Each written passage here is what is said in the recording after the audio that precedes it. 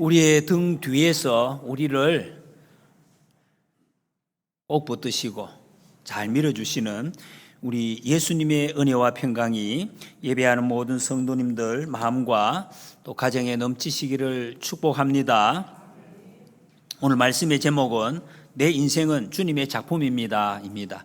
인생이라고 하니까 우리 또 아동부 친구들은 조금 거리감이 있을 수 있습니다. 내가 살아가는 것만, 내 삶을. 그래도 한번 따라해 보시겠습니까? 내 인생은 주님의 작품입니다. 이 제목만 그래도 기억해도 오늘 말씀의 주제를 아실 수가 있습니다. 우리 인생은 내 것이 아니라는 주님의 작품입니다. 하나님이 시작하시고 하나님이 지금도 이끌어 가시고 하나님이 결론을 맺으실 것입니다. 이 사실을 알고 사는하고 모르고 사는 사람은 이게 삶이 살아가는 모습이나 그 결과가 하늘과 땅 차이가 난다는 것, 이걸 우리가 꼭 아시기 바랍니다. 지난 시간에 야곱의 가족이 이제 요셉의 소식을 듣고 모든 가족들이 살림살이를 다 싸가지고 애굽으로 이민을 가기를 시작했습니다. 다 이민을 내려갑니다. 도중에 야곱이 브엘세바라는 곳에서 하나님 앞에 예배를 드립니다. 뭔가 불안하잖아요. 아무리 믿음으로 간다고 하지만 뭔가 어떻게 될까? 앞길을 안 보이니까, 모르니까 이제 하나님 앞에 예배를 드릴 때 하나님께서 야곱에게 찾아오십니다. 여러분, 하나님이 찾아오셨다는 이 말을 우리가 자주자주 확인을 해야 돼요. 하나님이 어떻게 찾아오시나? 보이지 않는 하나님이 내 앞에, 지금 우리 옆에 있는 분들처럼 내 앞에 이렇게 요 앞에 오시나? 이런 뜻은 아니에요. 하나님이 내게 찾아오셨다. 누구에게 찾아오셨다는 것은 잘 보세요. 내 마음이 말이에요. 보이지 않는 하나님이 내 마음에 확 들어오셔가지고 내 마음을 완전히 가득 채운다, 이런 뜻입니다. 내 앞에 그냥 저쪽에서 다가오셔가지고 안녕하고 가시는 게 아니에요. 내 마음에 완전히 다가오셔서 내 마음을 완전히 변화시켜 주시고 나를 그냥 통째로 이끌어 가신다, 이런 의미를 이렇게 담고 있습니다. 야곱에게 찾아오셨어요. 그리고 처음 약속, 여러분 한번 약속을 사람이 들어도 희미해져요. 자주 잊어버린 그 약속이 야곱에게 해주시면 내가 너로 큰 민족을 이루게 해주시겠다. 할아버지에게 또 자기에게도 몇 번 약속하신 것을 분명하게 다시 확인시켜 주시면 이게 중요합니다. 여러분, 우리도 예배 드릴 때마다 여러분 처음 예수님 믿어요, 나 예수님 사랑해요, 근데 마음이 희미해질 때가 있단 말이에요. 그때 우리 예배 때 하나님이 내게 찾아오셔서 주시는 약속을 여러분 다시 꼭 붙들고 확인하는 이런 기회가 되시기를 바랍니다. 이 확인해. 그리고 하나님께서 하신 말씀이 내가 너와 함께 가겠다, 함께 가고 함께 인도하고 함께 올라오겠다, 어디를 가든지 너와 함께 있겠다 하는 약속을 다시 해 주십니다. 얼마나 든든한 말씀입니까? 이 약속을 붙들고 평안한 마음으로 이제 애굽으로 요셉을 만나러 내려갑니다. 여기 8절부터 27절까지 말씀은 애굽으로 내려가는 야곱의 가족들의 이름을 명단을 쭉 적어주고 있습니다. 이 명단이 70명이라고 나중에 나옵니다. 여러분이 이제 70명, 이것은 숫자적으로 뭐 70이냐 69냐 그것보다도 이제 성경에 앞으로, 여러분 성경에 보면 70, 이 7자는 말이 앞으로 계속 반복되어 나옵니다. 하나님의 백성, 구원받은 하나님의 백성들의 대표, 상징적으로 이것을 여기 말씀하고 있습니다. 이 70명이 430년 후에 약 250만 명으로 늘어나게 됩니다. 어마어마한 숫자입니다. 하나님께서 약속하신 것을 어떻게 이루어 가신지를 선명하게 보여주기 위해서 이렇게 여기 밝히고 있습니다. 여러분, 여기서 한 가지 확인하고 넘어갈 것은 하나님께서는 한번 약속하신 것, 하나님 약속하실 때는 안 보이잖아요. 우리가 어떻게 될지 알 수가 없어요. 그러나 약속하신 것은 아무리 더딜지라도 이게 1년이 걸리든 10년이 걸리든 100년이 걸리더라도 분명하게 반드시 이루어진다 하는 것을 이 말씀에서 우리는 확인할 수가 있습니다. 여러분, 하나님의 말씀이 있죠. 이 성경 말씀, 기록된 말씀, 내게 들려주신 말씀 반드시 이루어지는 것을 확실하게 믿으시기 바랍니다. 이 믿음을 자꾸 연습을 해야 돼요. 안 믿어져도 믿으시, 하나님, 이거 분명히 이루어진다고 우리 보여주고 있습니다. 오늘 28절에 보면 야곱이 유다를 요셉에게 미리 보내어 자기를 고센으로 인도하게 하고 다 고센 땅에 이르니 그랬습니다. 애굽이 이제 점점 가까워지는데 그때 야곱이 이런 일을 합니다.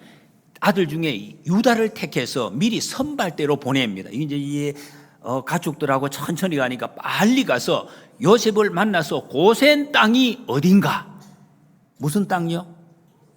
고센 땅. 그렇죠. 한번 따라해 볼까요? 고센. 이 단어가 앞으로 성경에 이제 자주 등장하게 되는 아주 중요한 단어입니다. 고센 땅이 어디인가? 그것에 이제 우리를 알려달라. 이렇게 이야기를 합니다. 왜 이 말을 할까요? 고센 땅. 예, 다 읽어보셨죠? 예. 45장, 앞장에서 45장 10절에 보면 요셉이 이미 그 형들을 아버지에게 올려 보낼 때 이 말을 합니다. 이제 아버지와 형님들은 애굽에 오셔서 고센 땅에 거하세요. 그 땅에서 사세요. 라고 이야기를 해요. 야곱이 이걸 딱 기억하고 있다가 와서 고센 땅이 어디냐? 우리를 인도하라. 이렇게 이야기를 합니다. 이 고센 땅은 굉장히 중요한 땅이 어떤 무엇을 의미하는지 요 뒤에 이제 나옵니다. 29절에 보니까 요셉이 그의 수레를 갖추고 고센에 올라가서 그의 아버지 이스라엘을 맞으며 그에게 보이고 그의 목을 어긋맞춰 안고 얼마 동안 울매 그랬어요. 요셉이 이제 야곱의 가족들이 거기 고센 땅에 오고 요셉이 아버지와 형제들을 마중을 나갑니다. 마중 나가서 아버지를 20년 만에 아버지하고 헤어졌다가 20년 얼마나 오래됐겠습니까? 이제 만나서 목을 안고 한동안 울었습니다. 얼마나 서러웠겠습니까? 그냥 우리는 짐작만 합니다. 얼마나 서럽고 여러분 요셉이 17살이에요. 여기 17살 누구 있습니까? 고등학교 2학년 3학년쯤 되죠. 이때 혼자서 아무도 없어요. 요새 여러분 가족들이 같이 가도요 외국에 이민 가면 너무 좀 서러운 일이 많아요. 힘든데 혼자서 20년 동안 얼마나 어려움을 많이 당했습니까? 많이 서러웠겠죠. 많이 억울하고 힘들었는데 그때 가족만 있었더라도 위로를 받았을 텐데 없다가 만났어요. 얼마나 서러운지 막 그냥 안고 울었다 그랬습니다. 얼마나 그리워서. 그리고 30절에 보니까 이스라엘이 야곱입니다. 요셉에게 이르되 내가 지금까지 살아있고 내가 내 얼굴을 보았으니 지금 죽어도 조카도다. 아버지가 이렇게 이야기해요. 나 이제 지금 죽어도 된다. 괜찮다. 이 말은 마음이 너무 편안해. 모든 것이 다 풀렸다는 거예요. 여러분 우리는 모든 것이 다 풀리는 게 쉬운 것이 아니잖아요. 지금 죽어도 내가 이거 몸 풀어서 안 되겠다. 어른들 중에 그렇게 말씀하시는 분들이 있어요. 이것만 해결되면 내가 죽어도 되겠다. 이게 안 풀려서 안 풀리는 게 있는데 야곱은 다 풀렸다. 나 지금 죽어도 되겠다. 이런 이야기. 야곱이 가슴 속에 꽉 막혀있던 풀 수가 없어요. 천국 가야 풀려지는 건데 근데 풀렸어 눈앞에서. 그래서 다 가시가 뽑혀지고 시원하게. 우리는 상상만 되지. 얼마나 좋습니까? 얼마나 좋습니까? 여러분 이것이 하나님 앞에서 구원받은 사람 한번 따라해 보시겠습니까? 구원받은 사람의 고백이에요. 내가 하나님 앞에 정말 구원받았다는 것이 깨달아지면 이 고백, 내가 딱 구원받았기 때문에 이제 천국 가면 되겠다. 이제 가면 되겠다. 세상에 아무것도 나는 이제 미련이 없다. 이런 생각이 딱 드는 거예요. 이 구원받은 사람이 온전한 믿음을 가지고 있는 사람의 구원이에요. 이게 뭡니까? 다른 말로 자유. 완전히 자유한다. 완전히 평안, 하나님이 주시는 평안과 자유를 풍성하게 누리는 구원받은 사람의 온전한 모습. 우리에게는 사실은 이런 고백이 여러분 하고 계십니까? 완전한 고백이 아직 안 되실 수 있어요. 그러나 여러분 주님이 우리를 이 고백을 반드시 하게 하실 것입니다. 그게 언제인가는 몰라도. 그래서 우리의 믿음을 계속 말씀으로, 기도로, 예배로 연단시켜가고 있습니다. 다 풀렸다. 모든 묶임에서 풀어졌다. 여러분 이 기도 우리도 이것을 소망하시고 기도하시기 바랍니다. 내 모든 얽혀있는 거. 여러분 어린 우리 친구들도 마음에 힘든 거 있잖아요. 지금 나 이거 어른들 좀 저랬으면 좋겠는데 우리 가정이 이랬으면 좋겠는데 어른들은 어른대로 이 묶인 게 다 풀어진. 여러분 하나님께서 이거 풀어주실 줄 믿으시기 바랍니다. 하나님 다 푸시는 분이에요. 다 해결해 주시는 분이 바로 우리 하나님이시다 하는 것입니다. 이때 31절 이하에 보면 요셉이 형제들에게 이제 며칠 후 바로 왕을 자기가 총리이기 때문에 만나게 될 것인데 그때 만나서 이렇게 하세요 하고 미리 예행 연습을 시켜줍니다. 이런 말을 하라고. 그게 뭐냐 하면 내가 가서 바로 왕에게 우리 가족들은 다 왔는데 목자들입니다. 여러분 가족을 소개할 때 가장 먼저 여러분 어떤 걸 소개하겠습니까? 여러분 가족 소개하세요 이러면. 근데 야곱은 우리 가족들 목자입니다. 목자들입니다. 이렇게 소개를 하겠다는 거예요. 그러니까 당신들도 바로 왕을 만나면 이렇게 말하세요 라고. 이게 거짓말이 아니죠. 사실을 사실대로 하는데 바른 것을 가르쳐주고 있습니다. 33절 34절에 보니까 바로가 당신들을 불러서 너희 직업이 무엇이냐 묻거든 당신들은 이르기를 주의 종들은 어렸을 때부터 지금까지 목축하는 자들이온데 우리와 우리 선조가 다 그러하니이다 하소서. 이렇게 이야기합니다. 왜 이 말씀을 하느냐 하면 이 이야기를 당시에 애굽, 이집트는 이 목축을 아주 천한 그런 직업으로 생각을 했어요. 농사 짓는 것을 최고의 직업으로 이렇게 생각하는 나라가 바로 이집트였습니다. 애굽이었다는 것입니다. 우리나라에도 여러분 옛날에는 이 계급이 사람들의 계급이 있었어요. 지금은 이제 그거 없어요. 없는데 옛날에는 조선시대까지만 하도 우리 청소년부 친구들은 배웠지요. 사농공상 이게 계급 순서입니다. 살은 글 공부하는 사람들 앉아가지고 책만 읽는 사람을 제일 높은 직업으로 알았어요.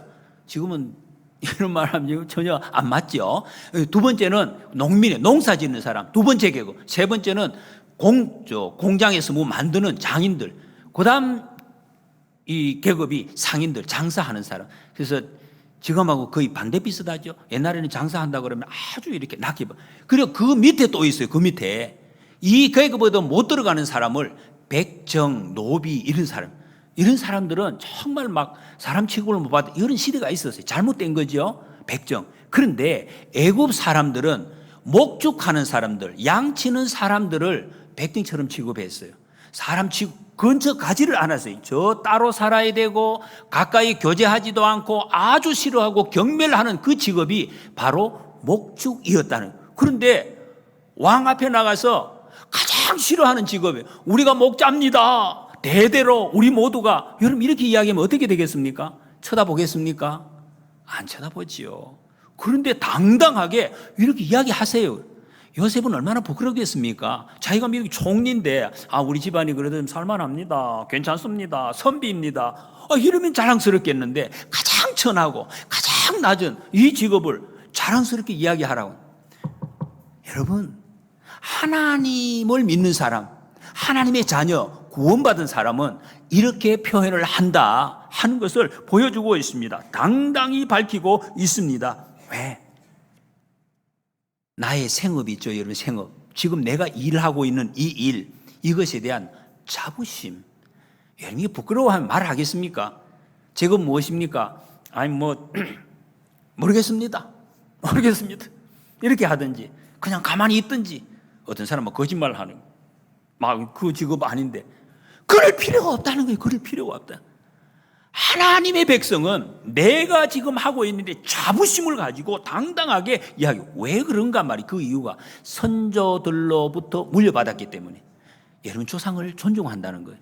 하나님의 역사를 존중. 그리고 무엇보다도 이 선조들로부터 물려받았다는 것은 하나님이 내게 주신 것이다 하는 것을 알았다. 내가 택한 것이 아니다. 하나님이 내게 주신 것이다 하는 것을 알았기 때문에 이 고백을 하고 있습니다. 나중에 보세요. 요 뒤에 나옵니다만 다음 시간에 야곱이 바로 왕에게 나가 이렇게 천한 천민, 다른 사람들이 인정도 하지 않은 이런 천민 계급에 있으면서도 최고로 높은 왕, 바로 왕 앞에 나가면서 요셉이 어떻게 하는지 아세요? 47장에 가면은 들어가면서 바로를 축복합니다. 왕을 축복을 해요. 손을 들어서. 그리고 나올 때도 축복을 합니다. 여러분 이것이 하나님의 백성들이 세상 사람에게 할 행동이다 하는 것을 보여주고 있습니다. 왕을 무시하는 게 아니라 아주 존중합니다. 존중하면서도 당당하게 축복을 합니다. 여러분 하나님이 우리에게 주신 이 사명이요 권세입니다. 권세. 우리는 이 세상에 어떤 지위에 있는 사람에게도 세상 사람들에게 여러분 귀 죽거나 주눅들어서는 안 되는 사람들. 내가 누군지 아셔야 돼. 여러분 예수님 믿는 것이 뭐 그냥 어떤 것이냐 이런 것입니다. 세상에 어떤 사람, 어떤 계급, 어떤 뭐 사람 모양으로 사는 사람이 절대로 주눅들어서는 안 되는 사람. 그 사람이 바로 우리 예수님 믿는 사람이다. 이거 아시기 바랍니다. 한번 따라해 보실래요? 특히 우리 교회학교 학생들. 나는 예수님 믿는 사람이다. 예수님 믿는 사람은 나 외에 다른 사람을 축복하는 사람, 이걸 우리에게 하나님이 권세를 주셨어요. 책임을 축복하. 여러분 축복해. 친구를 축복하고 선생님을 축복하고 다른 사람을 축복하시기 바랍니다. 그리고 우리 서로에게 축복을 주고받는 사람이 되라고 하나님께서 말씀하십니다. 주눅 들지 마세요, 여러분. 내가 돈 없다고 주눅 든다든지, 우리 가정이 저 집보다 이렇게 부자가 아니라 그런 거 없습니다. 하나님 우리를 그렇게 살라고 하지 않으셨다는 것입니다. 하나님께서 사람의 몸을 입으시고 우리에게 찾아오셨습니다. 그분이 누구십니까? 예수님. 사람의 몸을 입으시고, 아까 제가 말씀드렸죠. 찾아오신 것이 뭐라고요? 내 앞에 구경꾼으로 오신 것이 아니라 내 속에 쑥 들어오셨습니다. 우리 속에 완전히 들어오셔서 우리의 마음을 꽉 채우고 지배하고 나를 이끌어 가신, 저를 이끌어 가시고 여러분들을 이끌어 가시기 위해서 우리에게 찾아오신 분, 예수님 믿으시기 바랍니다. 여러분 예수님 믿는다 이 말입니다. 내 안에 계신다는 것입니다. 하나님이 다른 말로 하면 우리 아버지가 되어주셨습니다. 아버지. 하나님이 내 아버지가 되어주셨다. 내 아버지가 되어주셨다. 한번 따라해 보실래요? 하나님은 나의 아버지시다. 맞아, 아버지시다. 우리 육신의 아버지도 계시지만 하나님이 영적인 아버지, 우리 세상에 또 다른 아주 소중한 아버지가 되어주셨다. 이게 우리 예수님의 약속입니다. 제가 그저께 이 유튜브를 하는 것이, 여러분 짧게 나온 쇼츠 있죠? 몇 초 동안에는 그거를 저절로 뜨는 게 있어요. 거기 보니까 이런 게 나오더라고. 드라마를 이렇게 요약해 놓은 건데, 슈룹 아십니까? 저는 처음 봤어요. 이게 몇 년 전에 나온 드라마인데 그 내용이 나와 있어요. 짧은 내용입니다. 앞뒤는 몰라요. 어떤 양반이, 조선시대 때요, 어떤 양반이 자기 하녀에게 몹쓸 짓을 했어요. 자기가 죄를 지어놓고 그 죄를 그 하녀에게 다 뒤집었어요. 네가 잘못해가지고, 네가 꾀를 내가지고 이런 지금 나쁜 짓을 했다 막 이제 둘러쓰요. 그러니까 막 벌을 주려고. 그때 그 옆에서 중전마마 아시죠?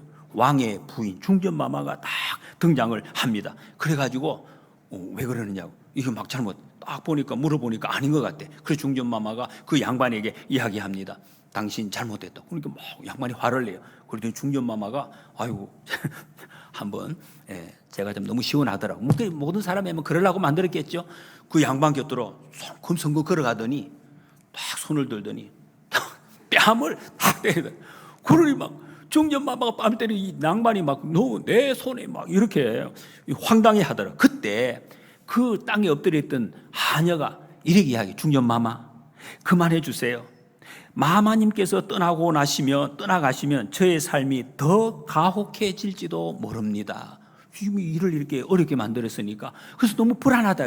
그렇게 이야기하니까 중전마마가 음악이 쫙 깔려. 주변에 지금 이 양반뿐 아니라 전부 동네 사람들이 다 둘러보고 있어요. 그때 얼마나 겁났겠습니까? 그때 손을 쫙 내밀면서 중전마마가 내 이미 너의 인생에 끼어들었다. 이게 이렇게 이야기.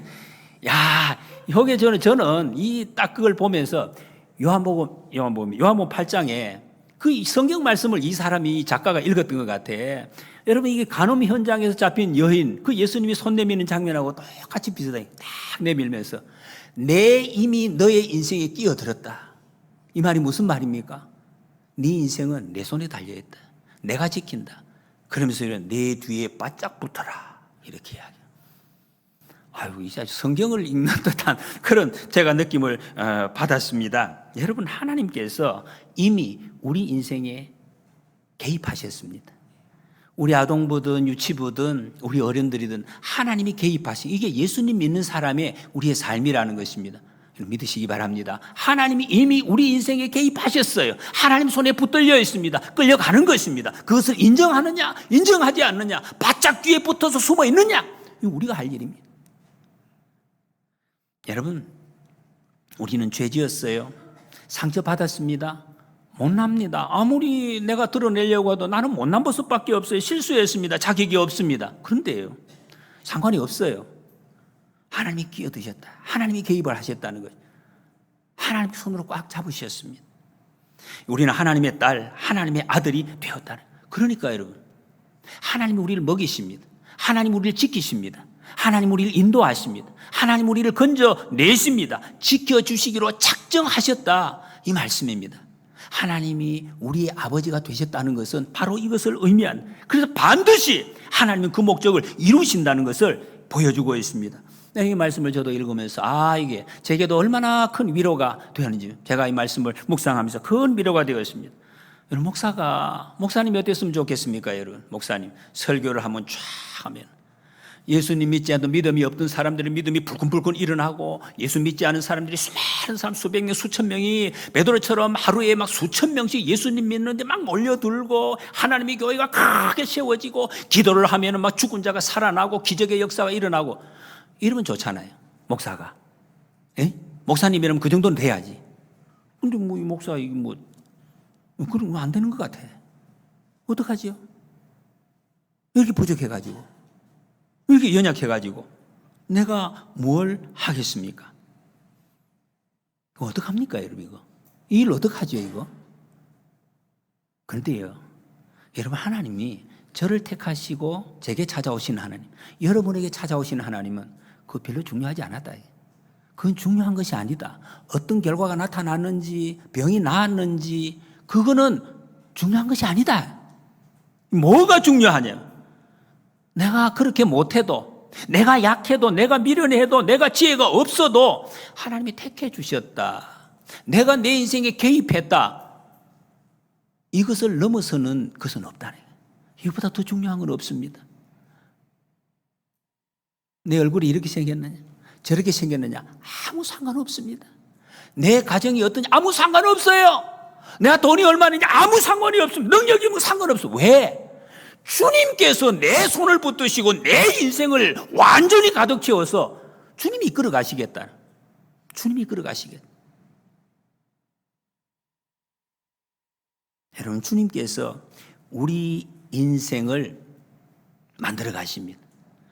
하나님이 만들어 가시는 것이 우리 인생인 것을 믿으시기 바랍니다. 책임지신다는.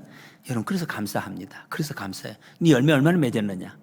내가 너 목사 세워진 지 얼마나 맺었느냐? 뭐 잘하느냐? 너 장로로, 집사로, 권사로, 성도로 불렀는데 너 얼마나 잘했느냐? 이거 따지면은 어떻게 살겠습니까? 우리가 못 살아요. 그러나 그거 묻지 않았습니다. 아니에요. 내가 너를 택했다.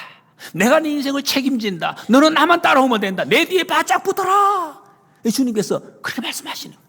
여러분, 이 주님의 음성을 꼭 들으실 수 있기를 바랍니다. 그렇기 때문에 우리는 하나님의 자녀, 하나님의 대사.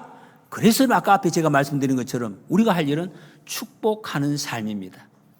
축복하는 삶. 우리는 축복해야 돼요. 왜? 하나님께 축복. 내가 하나님 손에 붙잡혀 있기 때문에, 내 속에 하나님이 계시기 때문에 축복하면 됩니다. 여러분, 친구를 축복하세요. 학교 가서 친구야, 내가 축복해 줄게. 너 건강해야 돼. 너 사랑해야 돼. 내가 안아줄게. 이렇게 하세요. 친구야, 나 미워. 그런 말은 점점 줄어가야 돼. 우리 점점 줄여가야 돼. 축복하는. 여러분, 축복의 삶을 사시기를 소원합니다. 예수님 믿고 하나님의 자녀가 된 만큼 이렇게 자랑스럽고 그 기쁜 일이 없는 거예요. 여러분, 우리가 이 사실을 알고 당당하게 예수님을 자랑하는 우리가 되시기를 소원합니다. 그리고 굳이 고센 땅에 거주해야 할 직접적인 이유를 이렇게 밝히고 있습니다. 34절에 애굽 사람은 다 목축을 가증히 여기나니 당신들이 고센 땅에 살게 되리이다. 고센 땅은 애굽 땅인데도 이 지리적으로 보면은 당시의 수도였던 아바리스, 요 16세기, 기원전 16세기 아바리스라는 것이, 여기에서 변방이에요. 변방. 우리 여기 보령시로 하면은 어디라고 굳이 뭐 지역을 밝히면 저쪽에 저 변두리에 있는 지역이 고센 땅입니다. 국경지대였어요. 국경. 그거 넘으면 다른 나라예요. 국경지대. 그리고 땅이 굉장히 비옥했어요. 그래서 이 목축을 양들이 많은 이 야곱의 집안에 굉장히 유리한 이런 땅이었습니다. 여러분 보십시오. 자, 우리가 야곱의 가족이라면, 야곱의 형들이면 어떻게 하겠습니까?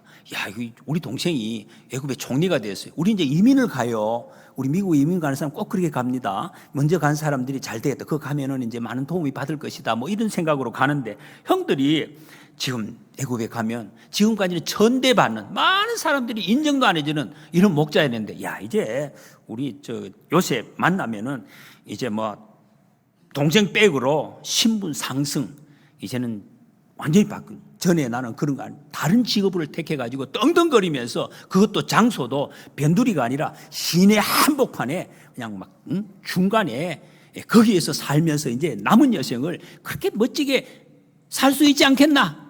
이런 생각을 할 수 있겠죠. 세상 사람 누구나면 그렇게 생각을 하실 대도시 시민으로 살겠다. 그런데 요셉이 고센 땅에 사세요 이렇게 말하는 것은 뭡니까? 그런 가족 특혜 다 없애겠다는.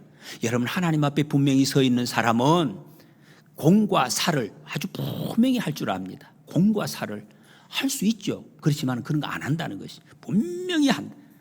오히려 애굽과 거리를 두고 살게 합니다. 여러분, 성경은 구원 역사입니다. 세상에서 재산 얼마 모았느냐 그런 거 아니에요. 하나님이 어떻게 사람을 통해서 인생을 구원하시는지 이 구원 역사입니다. 예수 그리스도의 모형이 요셉이라 그랬습니다. 기억나십니까? 요셉 누구라고요? 요셉 한번 따라해 보시겠습니까? 요셉. 그런데 요셉을 통해서 하나님이 구원 계획을 아주 선명하게 지금 보여주고 있습니다. 요셉의 가족들이 직업이 애굽인들이 아주 꺼리는, 가까이 가기 싫어하는 목자라는 것을 밝힌. 어떻게 되겠습니까? 앞으로 계속해서 애굽 사람들이 접근을 안 할 거예요. 자기들끼리 하나님을 섬기면서 여러분, 구별이라는 말을 성경의 다른 용어로 거룩이라고 합니다. 거룩하게 살도록 그렇게 지금 만들어주는 거예요. 하나님의 백성의 가장 큰 목적은 거룩입니다. 따라해 볼까요? 거룩이래. 구별되게 살기 위해서. 그리고 자기의 생업도 아주 충분하게 유지될 수 있는 그 땅이 바로 고센 땅이다. 썩지 않게 살게 하셨다. 그런 말씀입니다. 그리고 무엇보다 국경 근처에 있기 때문에 하나님이 언제든지 가나안 땅으로 가라 하면 벌떡 일어나서 떠날 수 있는 자리. 여러분, 이게 우리 예수님 믿는 사람의 자리입니다. 언제든지 일어나서 이사 가라, 떠나라, 천국으로 가라. 그러면 아멘 하고 벌떡 일어나서 갈 수 있는 그 자리. 그 자리가 바로 고센 땅이다. 이런 말씀입니다. 애굽은 땅에 뿌리를 둔 나라입니다. 땅. 그래서 농사를 최고로 삽니다. 왜?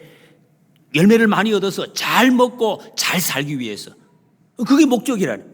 애굽은 여러분 세상을 상징하고 있습니다. 그런데 목자들은 그렇지 않습니다. 계속 이동하는 사람, 나그네로 사는 사람.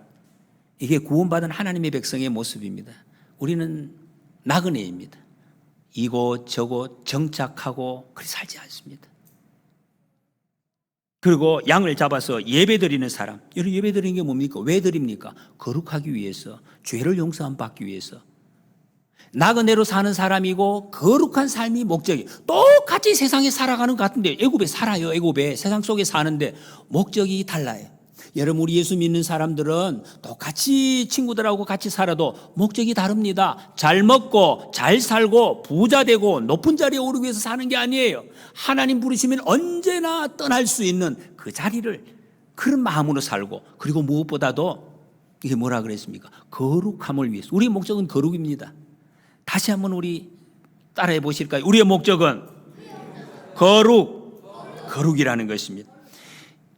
이스라엘 백성들은 애굽에서 이 세상에서 번창하게 됩니다. 하나님의 언약이 또 그대로 성취되어 가는 것을 보여주고 있습니다. 예수님 어떻게 오셨습니까? 여러분, 예수님이, 하나님의 아들인 예수님이 이 땅에 오실 때 저 왕궁에서 시내 한복판에서 태어났죠. 그게 아니 베들레헴. 사람들이 정말로 인정하지 않는 저 변방, 정말로 저기에서 무슨 선한 것이 날 수 있는가? 절대로 날 수 없는 그 땅 베들레헴에서 태어나셨습니다. 나사렛도 마찬가지입니다.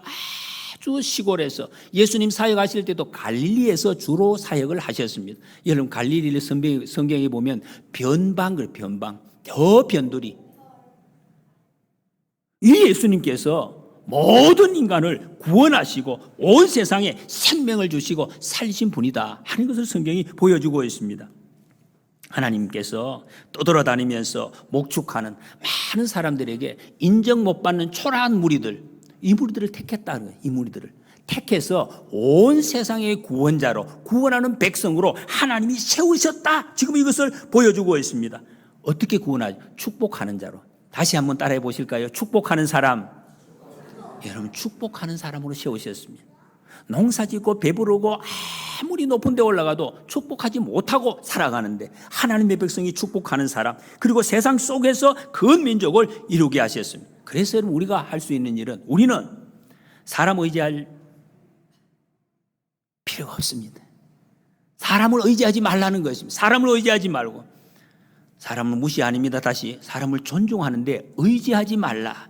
그래서 여러분 호흡할 때마다 숨 쉴 때마다 하나님 그리워하는 사람, 하나님 그리워하는 사람, 하나님 내 속에 가득한 하나님을 매일매일 순간순간 그리워하고 수시로 내가 좀 흔들릴 때마다 손을 들고 하나님 한번 따라해 보실래요? 하나님 저 여기 있어요. 네, 이렇게 하세요.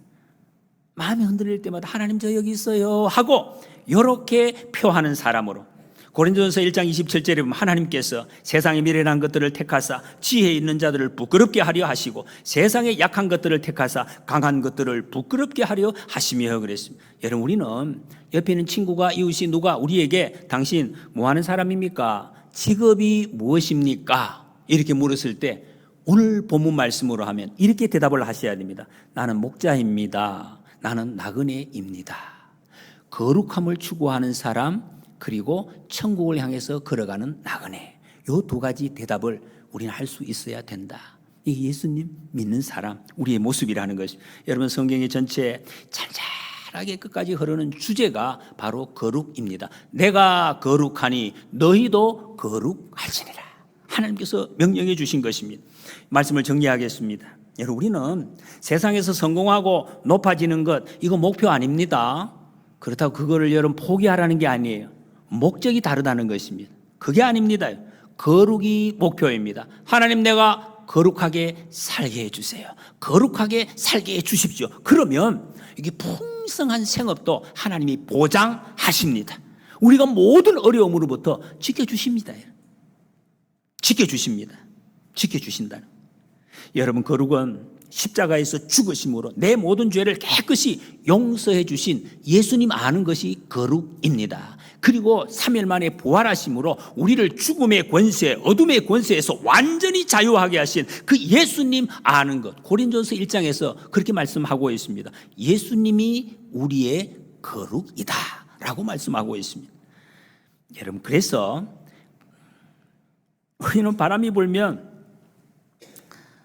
예수님 음성 들어야 돼요. 바람이 부는구나. 바람이 분다. 그럼 주님의 음성이 들리는구나. 내게 좀 어려움이 오고 고난이 올 때는 아버지 앞에서 내가 그냥 얼쩡얼쩡 해야 돼요. 주님 앞에서 얼쩡얼쩡 하시고 힘들고 억울할 때 하나님이 내 곁에 계시지. 주님이 내 곁에 계시지. 이렇게 살아가는 사람이 우리의 삶이라는 것입니다.